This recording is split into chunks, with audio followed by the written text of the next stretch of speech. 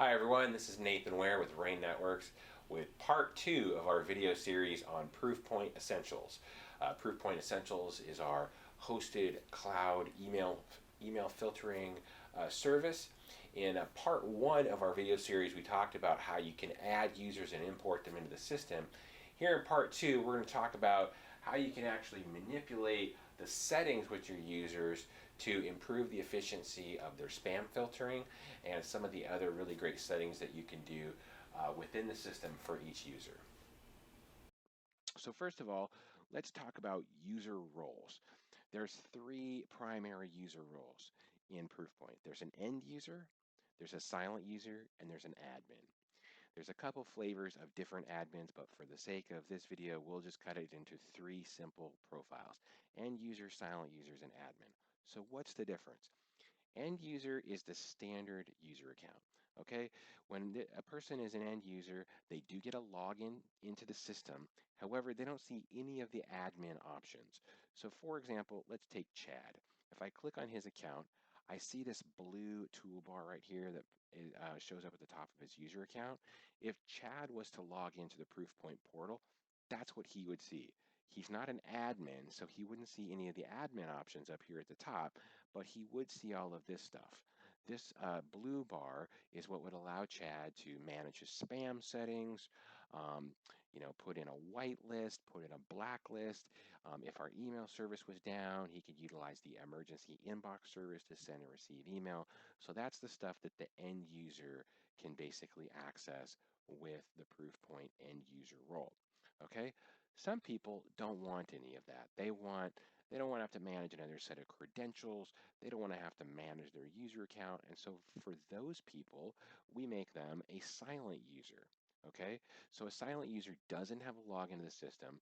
They don't get any email notifications from the system. They're basically left alone. And some people like that. They don't want another set of credentials to manage. They've got 100 set of passwords to remember every day. They don't need another one. So some people will prefer that. And as you can see here from my screen, we have a mix of both. And that's very common with companies, that they will have a mix of end users, silent users, because just different strokes for different folks, right? Okay, an admin user is exactly how it sounds. They are people that have access to your company settings. They can go into logs, they can run reports, they can add new users, all that kind of stuff. So obviously you're going to pick and choose very carefully within your organization who would have those kinds of privileges. Okay, so that kind of talks about the different roles. Very important. Let's talk a little bit about what you can do to manage users. So we have global settings, which we can access through company settings and this tab right underneath here. This is going to be settings that affect everybody in the organization. But let's say we have a user that wants to have a specific, whitelist added to their user account that maybe we wouldn't want to put for other users in the organization. We can click on the user. We can then go to sender lists and make a sender list that is specific to that user. We can also click on the spam tab and we can manipulate the aggressiveness of the spam filter directly for this user. Okay, we also can manipulate uh, the spam settings for the in the global settings, but again, there might be instances where a specific user would want individualized spam filtering settings. So anything that we do on this blue bar right here is specific to this user. Okay, one other really important feature is called aliases. Okay, aliases are important for a variety of reasons, but most importantly because it affects how you're paying for the service.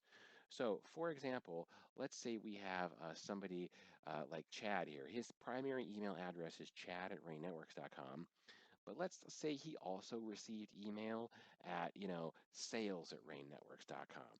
I could click Add Alias, put in sales@rainnetworks.com, and click Save, and he would also have that email added to his user account and it wouldn't cost you anything. This is really common when we talk about people with name variants. Like let's say you have Robert at yourorganization.com and he also gets email at Bob at yourorganization.com. So you could put Bob at yourorganization.com in as an alias for Robert and you will not be charged for that.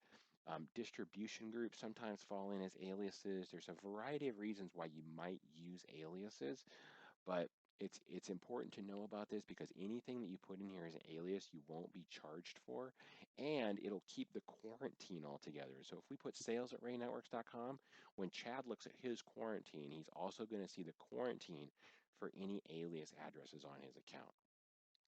So that's just an example of some of the items that you can do to customize user options for a particular user. You notice up here as well, they have groups and they have functional accounts. Um, I'm going to talk about functional accounts mostly here because what these are is this is where you're going to generally want to put the distribution groups in your organization. And good news, kind of like aliases, you don't get charged for them. So functional accounts are, distribution groups, anything like that that aren't really human email addresses. That's what functional accounts was meant for. So very important there.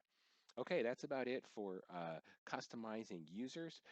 Again, see our previous video that talked about how to add users and import users into the system, because it's very important that you get all your users into the system. If Proofpoint receives email for users that aren't in the system, they could potentially bounce, and obviously you want to limit any bounce messages on your service. All right, thanks a lot. Again, join us for a future video. In our next video, we're going to talk a little bit about some of the other customizations you can do within the service, like filters, notifications, digest, and branding. Thanks a lot, and we will talk again soon.